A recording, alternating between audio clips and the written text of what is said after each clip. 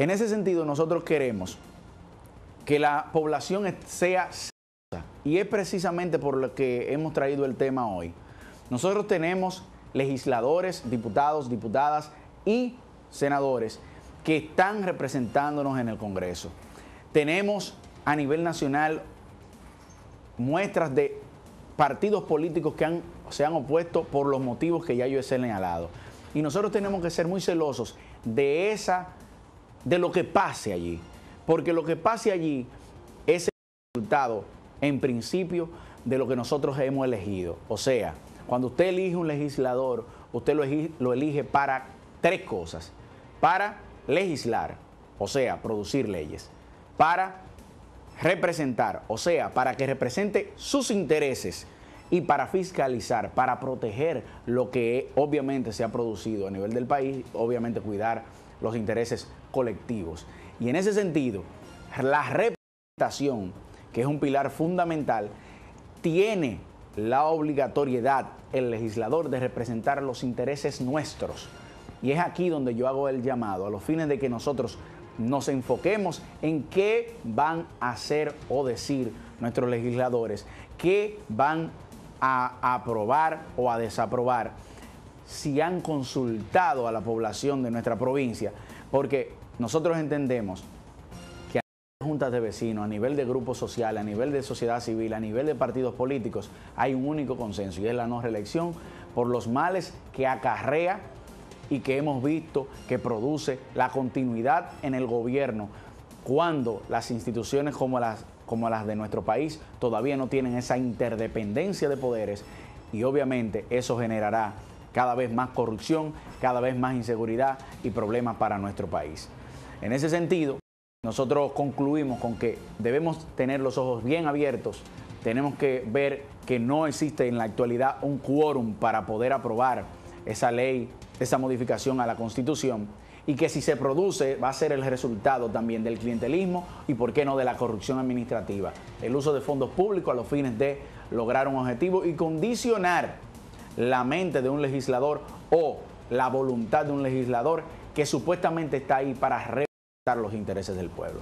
En ese sentido concluimos esta parte de Justicia para Todos, que quisimos hacer este análisis jurídico-político a los fines de que usted esté muy claro de que sus intereses, sus derechos y sus garantías serán afectados como resultado de una modificación, en razón de que usted está representado por personas y esas personas tienen a bien a producir modificaciones o no en la medida que nosotros lo permitimos. Es decir, que estemos atentos, celosos de lo que pasará próximamente y obviamente tener la conciencia de que cada decisión que nosotros tomamos tiene un impacto en el futuro.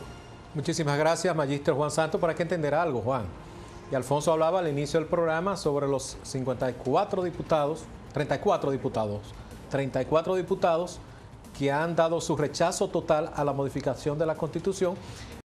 Que ahí está el diputado Carlos García, y quiero destacar, porque a Carlos se ha dicho en qué línea que está, en la de Danilo o en la de Leonel. Carlos García está en esos 34 diputados, pero a donde quiero llegar es que tú hablas de lo que el pueblo quiere, sí. Y se ha querido vender que la popularidad de Danilo anda por encima de un 80%, y de ahí es que han querido agarrarse para querer vendernos esta reelección como una necesidad para este pueblo, porque se ha querido vender como que es diferente y que ha sido provechoso para el país. No, y hay una realidad, ha sido diferente. Entonces, ¿qué ocurre? En la sección pasada, yo traje una imagen que decía: Trujillo, vamos a la reelección.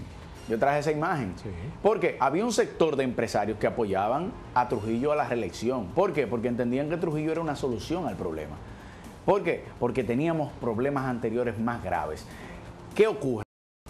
Precisamente de palabras de boca del presidente, dice: nuestras instituciones son débiles, por eso yo no voy un día más después de mi periodo y no quiero volver a ser presidente. Eso en su momento de campaña.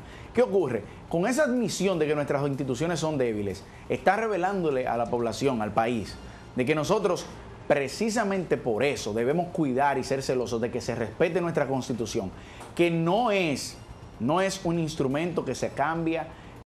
Bueno, podemos ver ejemplos como Estados Unidos, donde la Constitución se ha modificado en muy pocas ocasiones. Sin embargo, la nuestra lleva más de 30 modificaciones. Y tú te pones a ver los últimos periodos, los últimos 40 años, y son modificaciones exclusivamente con el tema reelección. Bueno, que en el día de ayer el Partido Reformista, antes de ayer, decía que debería consensuarse y crear otros cambios, no solamente quedarse en la posibilidad presidencial o no. El Partido Reformista, cosa que de verdad a los PLDistas no le interesa, porque lo que le interesa es poder pasar la reelección de Danilo Medina, y no creo que le interese tratar otro tema. Nosotros hacíamos un símil en la mañana de hoy en torno a que Uruguay ha tenido uno de los presidentes más populares en la historia del mundo. Pepe Mujica. No solo del hemisferio, del continente americano, sino uno de los presidentes más populares del mundo. Y siendo Pepe Mujica, diríamos nosotros, un fenómeno de América Latina que marcó un precedente como presidente de Uruguay, esa nación nunca, jamás pensó en modificar su constitución para que él pudiera presentarse como presidente una vez más. Todo lo contrario, decidió ir al Senado y ahora es un senador de Uruguay. Entonces yo pienso que han pasado otros presidentes, y haciendo ya referencia al que tenemos ahora, que han tenido la grandeza de hacer grandes cambios en favor de su nación y sin embargo no han intentado violar la Constitución.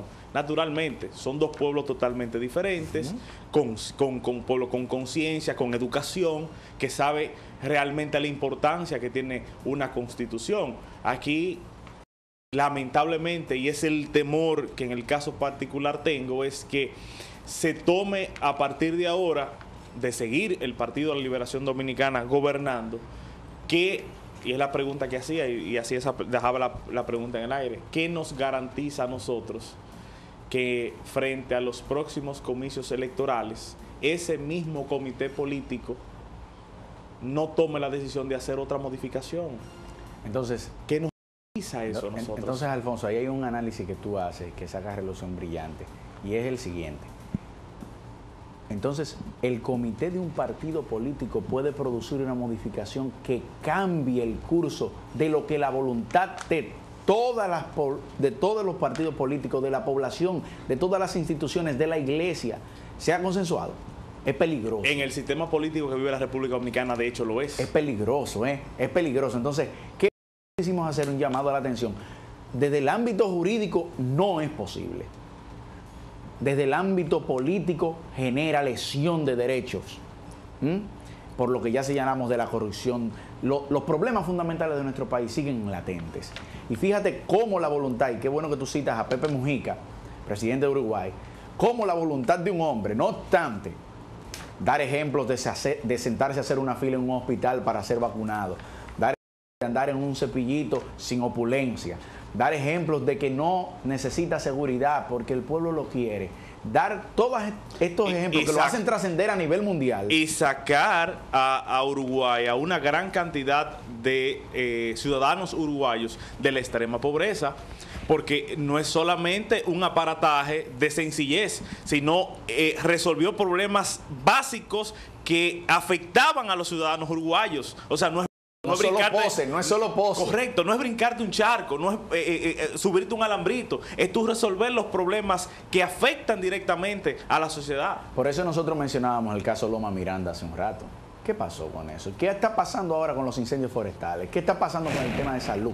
En fin, nosotros queremos simplemente, y en esta sección, y con eso cerramos, que nosotros como población nos empoderemos, que seamos conscientes de que nuestro país está viviendo momentos en los cuales nosotros, los dominicanos, nosotros, los que nos duele la patria, tenemos que estar celosos de lo que aquí se hace y se decide. Y no es verdad que los políticos actúan sin el consentimiento de la masa. Nosotros tenemos que lograr cohesionarnos, unirnos todos como población, los diferentes sectores de partidos y también los diferentes sectores institucionales en torno a una idea: el respeto de los derechos colectivos, el respeto de las mayorías, que ha dicho en el caso concreto de la reelección, no reelección.